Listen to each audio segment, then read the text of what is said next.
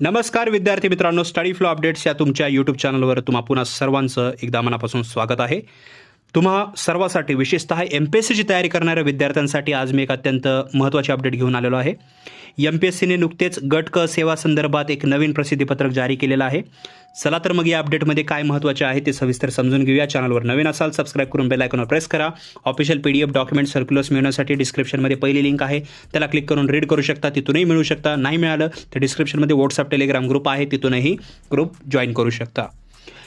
तर मित्रांनो, आयोगाने 7 ऑगस्ट 2026 रोजी हे अधिकृत प्रसिद्धीपत्रक ते आहे ते जाहीर केलं होतं. तुम्हाला आठवत असेलच की 8 जून 2026 रोजी या परीक्षेचा अंतिम निकाल लागलेला होता आणि एकूण 175 उमेदवारांची शिफारस करण्यात आली होती. पण आनंदाची बातमी अशी आहे की त्यापैकी 6 उमेदवारांची नियुक्ती न स्वीकारल्यामुळे शासनाच्या मागणीपत्रकानुसार वेटिंग लिस्टमधील 6 नवीन उमेदवारांची आता शासनास शिफारस जी आहे ती करण्यात येत आहे.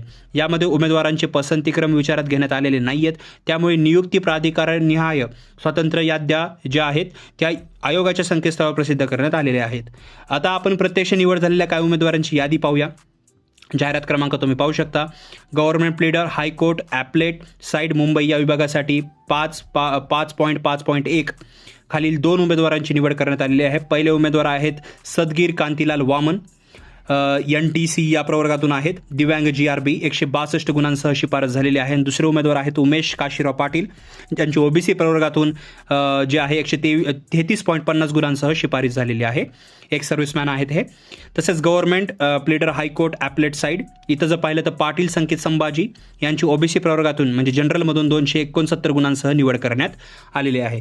मित्रांनो, येथे एक अत्यंत महत्त्वाची अट आयोगाने ठेवलेली आहे जी तुम्हाला माहिती असणं गरजेचं आहे.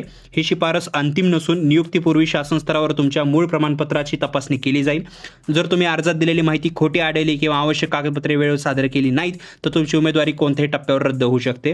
तसेच हा संपूर्ण निकाल विविध न्यायालयात प्रलंबित असलेल्या न्यायालयीन प्रकरणाच्या अंतिम निर्णयाच्या अधीन राहील.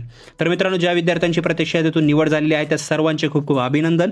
तुमच्या पुढील वाटचालीस स्टडी फ्लो अपडेट्स या परिवाराकडून खूप खूप शुभेच्छा. जर तुम्हाला या प्रक्रियेबाबत किंवा कागदपत्र पडताळणीबाबत काही शंका असतील तर खाली कॉमेंट बॉक्समध्ये नक्की विचारा, मी नक्की उत्तरे देईलच. अशाच अचूक आणि माहितीपूर्ण अपडेटसाठी आपल्या चॅनलला सबस्क्राईब करायला आणि बेल आयकॉन प्रेस करायला विसरू नका. मी मिळतो तुम्हाला पुढच्या व्हिडिओमध्ये. मित्रांनो, हा व्हिडिओ पाहिल्याबद्दल धन्यवाद.